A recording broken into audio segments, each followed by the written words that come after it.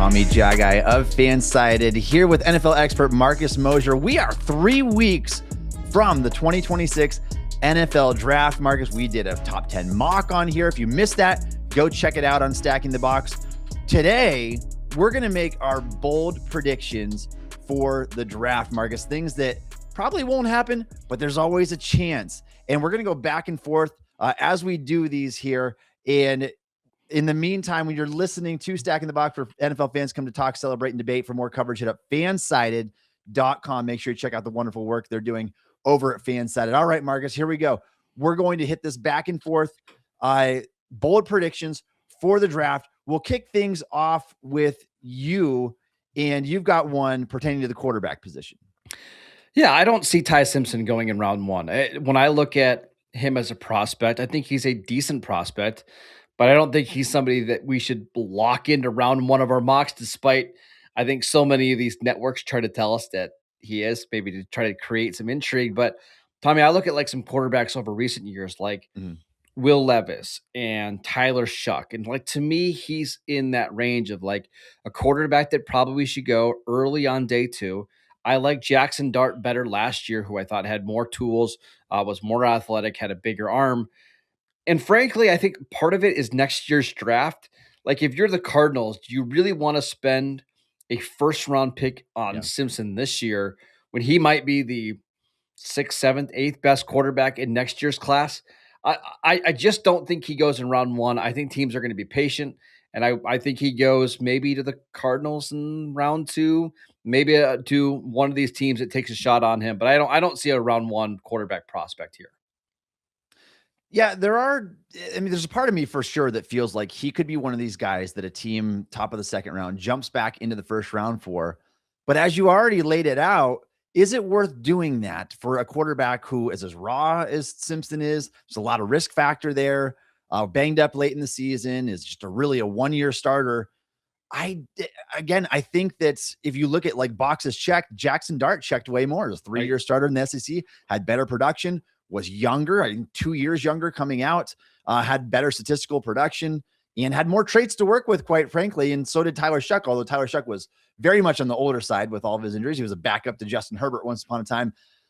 I can see a scenario where there is only one quarterback going in the first round. That's obviously Mendoza, number 1 overall, and then not another quarterback until maybe the early 30s. So I think that is a bold take in terms of what we've seen in past drafts, the value of the quarterback position, but not egregious. Marcus, my first bold prediction for the draft is that not 4, not 5, but 6 wide receivers. 6 wide receivers will go in round 1 of the draft. I feel like every year we underrate the position and how much NFL teams value this. We could see that in free agency when a guy like Alec Pierce gets paid $29 million a year, despite never having a 50 reception season.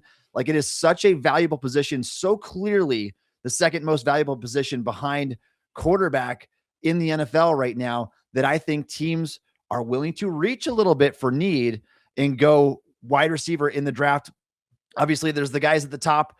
There's Carnell Tate, Mekhi Lemon, Jordan Tyson. It's a little shaky with the injury stuff.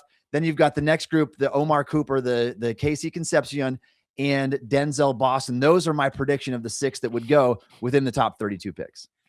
Yeah, and those are probably the only 6. I have a hard time seeing really anybody else sneaking into that group. I guess the only one I don't even feel that confident about it would be someone like Zachariah Branch. Maybe they talked themselves into getting like the next Zay Flowers or Xavier Worthy. So it's going to have to be those 6. I think at the very worst, you're going to get those guys all in the top 40. But I think top 32 feels about right. I think Concepcion and Boston are maybe the only guys that are teetering on that edge. But you mentioned it. There's such a big need for wide receivers that I think you're going to see all of these guys fly off the board. Yeah, and I think if we at least like kind of compare it to your consensus board that you comprise every year that has the average rankings of all the top draft experts, you can see that those are kind of on value picks, and maybe we would expect that many to go. It's a lot. It's a lot for just round 1 we're talking here. So would a team late in the first round say, I'm willing to take the 5th or 6th best receiver in the class? Maybe they view it that important. Marcus, you're up next with a prediction at the safety position. No, I don't believe that any team should do this. I really don't. But I Mhm. would not be surprised. I'm going to predict that Caleb Downs is not the first safety off the board. To me, this feels like classic groupthink a little bit, but I think with Caleb Downs, he didn't do any testing at the NFL Combine. There was maybe some injury concerns, back at the Combine. It seems like most teams are going to be okay with it, but I could see a guy like Dylan Thieneman from Oregon, who played 3 years, was really good at Purdue, pretty good over the last 2 years at Oregon. He is an elite athlete, somebody that can play in the slot. I would not be surprised if a team that really values analytics and measurables, like let's say the Bengals, who really, really care about it, decide to go with a guy that they know is a freak athlete and pick him over Downs. I think there's a good chance that Downs goes somewhere between picks 10 and 20. And maybe we see Thieneman sneak up a little bit higher than that. Yeah, I mean, I think it stands to reason if you value the size and the length, if you value the athletic traits, which he clearly has, the mobility, the movement drills at the NFL Combine, exceptional, 4.35, 4.38 speed. Like this guy's really athletic. He had ball production. I think what did he have, a 6 interception season as a freshman? I mean, I can get the reasons why a team would get sucked into that, but I do agree with you. It shouldn't happen. Caleb Downs is just one of the best prospects in the class still. If you're scared about the medicals, there's been some concerns there. I don't know how much truth there is and how much we can actually dive into that without knowing those examinations. But I can see a scenario where that plays out and Caleb Downs is Well, the second safety. and I want to go back to someone like Malachi Starks last year, who, again, not as good of a prospect as Caleb Downs, Sure. but at this time last year, Malachi Starks was a consensus top 12 player on the board, and he fell all the way down to 30. Now, is that because of positional value? Is that because of a lack of athleticism? I don't know. We had Dane Brugler on his latest episode of his athletic podcast, say that Downs was going to run in the 4.52 range. And again, that's not a poor time for a safety, but it's also not an elite time for someone who is sub 6 foot, who's a 200-pound player, who probably is not going to be much of a box safety in the NFL. I still think Caleb Downs is one of the very best players in the draft. Yeah. But I will not be surprised to see one of these teams gamble on the athleticism of Thieneman over Downs. We know how much teams value traits in projection forward. We saw Shamar Stewart go in the first round last year. And then specifically at the safety position, Marcus, we go back several years. We saw Kyle Hamilton drop in the draft because of having 4.6 something speed. Like, I think the traits matter a lot. And if they view Thieneman as having exceptionally better traits than what Downs has, and they like the projection forward, I can definitely see that. All right, back to my bold prediction here, Marcus. And this one is very unlikely, I admit, but I can see a scenario where 3 edge rushers go in the first 4 picks of the draft. Now, obviously, Mendoza's going 1, and so that means that picks number 2, 3, and 4, respectively, would all be edge rushers in this class. Now, value-wise, you can get behind it. Value of position, you can get behind it. And positional need, I think it makes sense to a degree that the Jets, Cardinals, and the Titans could go that direction. I think it's likely that one of the 3 doesn't. Maybe the Titans go with a Jeremiah Love or Sonny Styles, someone different. But I can see a scenario where you're talking some combination of Arvell Reese, David Bailey, Reuben Bain, right there for those first 3 of the first 4 picks. Yeah, and like I said, I think 2 of the 3 make a lot of sense to go that early. I think you will see Bailey and Reese go, probably at 2 and 3. The one that's tricky is the Titans at 4. You had Robert Saleh kind of talking about how Reuben Bain's tape is undeniable, and you put it on film, and he's so good. Generally, though, that we see Robert Saleh drafting guys that are like these elite athletes, and I don't see Bain going 3 to the Cardinals, and I don't see him going 2 to the Jets. So that's just going to make this tricky. But if you're talking about like the best football players in the class, these are 3 of the top 5 for me. I could, first of all, I could get behind it. I would not be surprised if it happens either. Let me throw another one out here just to piggyback off of this one, Marcus. Would you be shocked? And how likely, if you had to put a percent chance on it, how likely is it that Reuben Bain's teammate, Hakeem Mesidor, at the same position, gets drafted ahead of him? He's got a little bit better size profile, had an excellent season, but Mesidor is 25 years old. Is there any chance at all that Mesidor goes ahead of Ruben Bailey? Ruben Bain. Honestly, I Ruben thought Bailey. about it. I could see a team, inside that. It wouldn't be in the top 10. I think for this to happen, I think both these guys would need Mm. to fall to the early teens, and maybe you would see a team like the Rams think that, hey, maybe Mesidor fits our defense a little bit better because we want somebody who is got more length and more, finesse to his game. I wouldn't predict that, but would I be shocked if they're drafted within 2 or 3 spots of one another? Absolutely not. All right. If you love football talk, you are in the right place. This is the Stacking the Box podcast, powered by FanSided, where fans share their passion every day. Make sure you check out fansided.com, all the great sites on the FanSided NFL Network, as we continue to bring you draft coverage over these next 3 weeks and beyond the draft fallout. All right, Marcus, back to your prediction here. And this is bold. And I'm interested to see your thoughts on this. Yeah, I think 7 offensive linemen are going to be selected inside the top 25 picks. Now, we don't have a Joe Alt level prospect in this class. And I think there would be some that would argue that we don't even have a Will Campbell level prospect. I disagree a little bit. But what I think we do have is a lot of quality offensive linemen that could all go early. And I'm looking right now on the consensus board: Francis Moinoa, Spencer Fano, Vega from Penn State, the guard, Monroe Freeling, Caden Proctor, Caleb Lumu. That's 6. And then it's one more. Could it be Max Ian Anchor from Arizona State? Could it be Emmanuel Pregnon from Oregon? Is it someone like Blake Miller from Clemson? I think these guys are going to go early because after the top 6 or 7 names, I think the class falls off, especially if you need an offensive tackle, like a guy that can actually hold on at the edge. I think these guys are going to go, you're going to see a run of them in like the early teens, like 14, 15, 16, 17.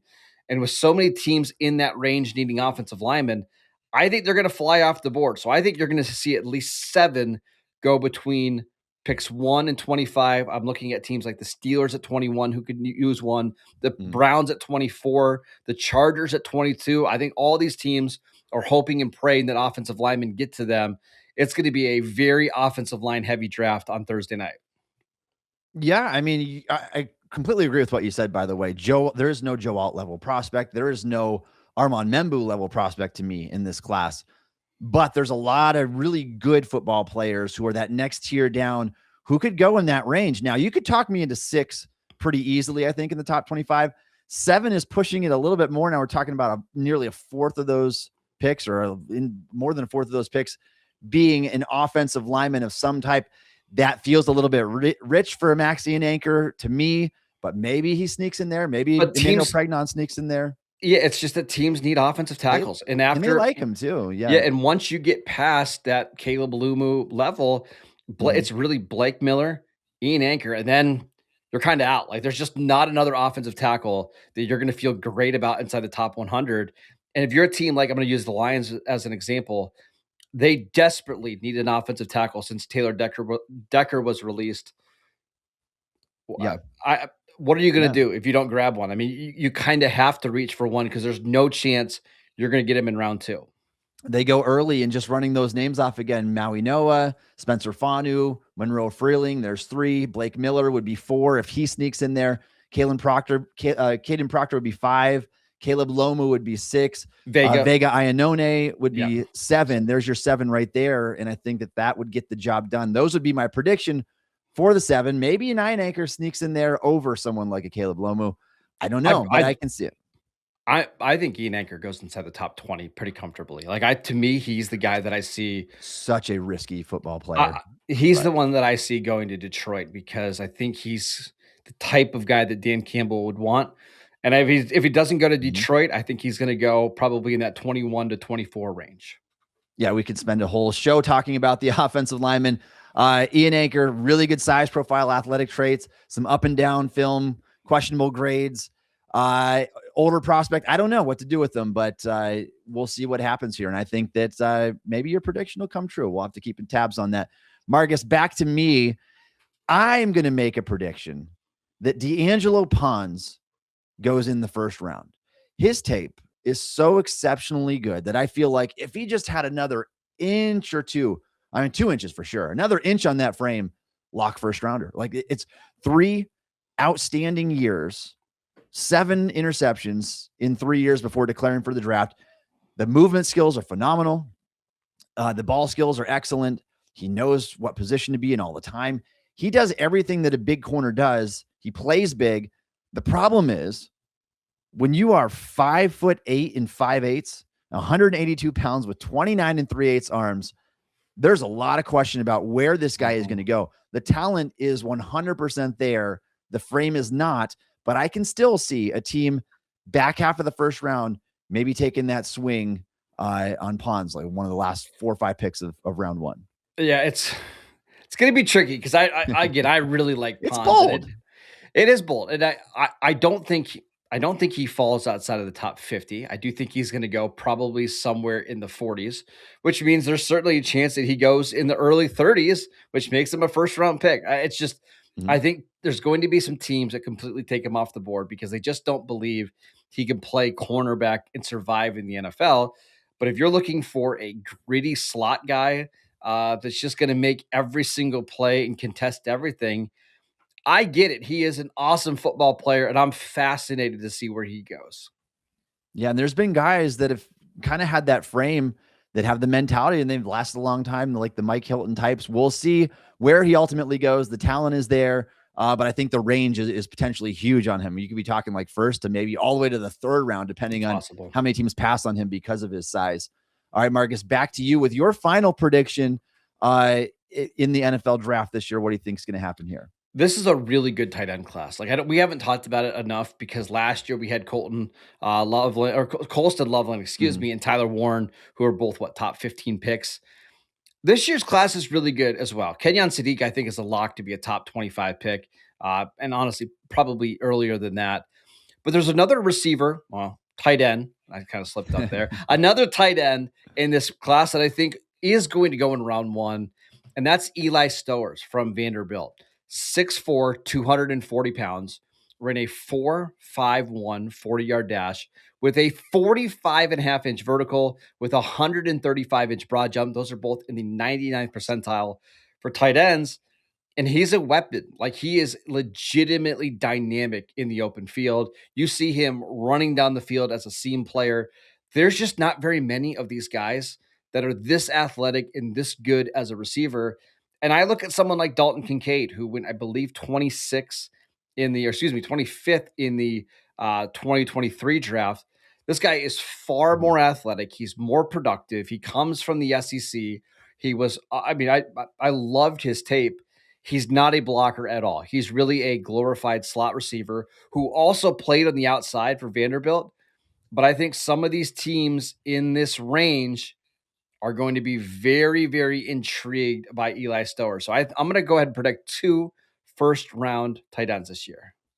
You talking about a ridiculous athlete. I want to know, how is he 99th percentile, not 100th in explosion? Who has a 46-inch vertical? Nobody. They just mock draftable doesn't do 100th percentile. But yes. I mean, you're talking about just wild traits at the position. And it does pop. We watched his film together just last week or so. He is a really, really explosive football player. I think he can be a really dynamic option with the ball in his hands at the next level, a guy that you could potentially get a ton of targets to, make him a big receiving threat over the middle of the field, down the seam. I'm with you on that one. I think that, I wouldn't bat an eye about it because the traits are so exceptionally good that he projects forward. It should be a much better NFL player than college player. Can I give you a couple teams? Like, just I'm kind of looking at, like, for his range. I'm looking at, like, San Francisco at 27 with George Kittle at least out for a little bit with Achilles.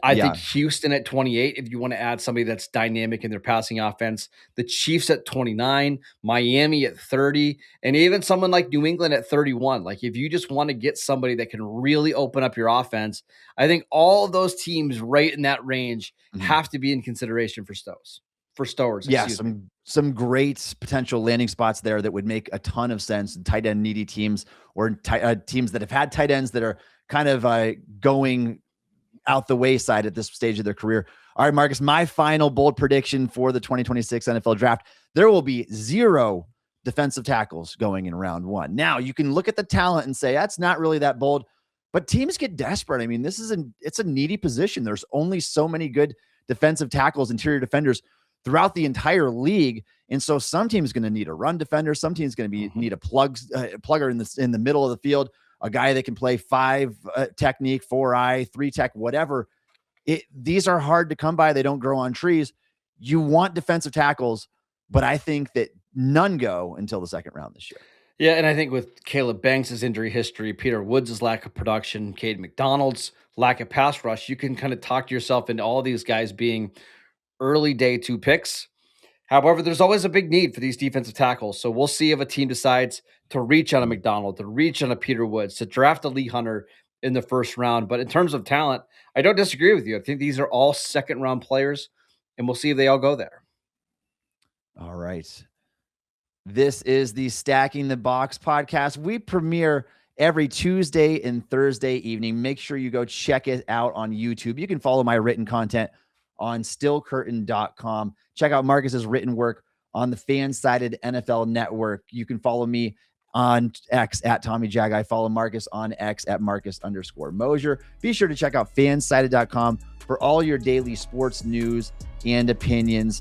Make sure you join us again next week for Stacking the Box on Tuesday as we continue to bring you all of the latest and greatest NFL coverage. We're going to break it all down in these next few weeks here. Thanks again for joining us today on Stacking the Box.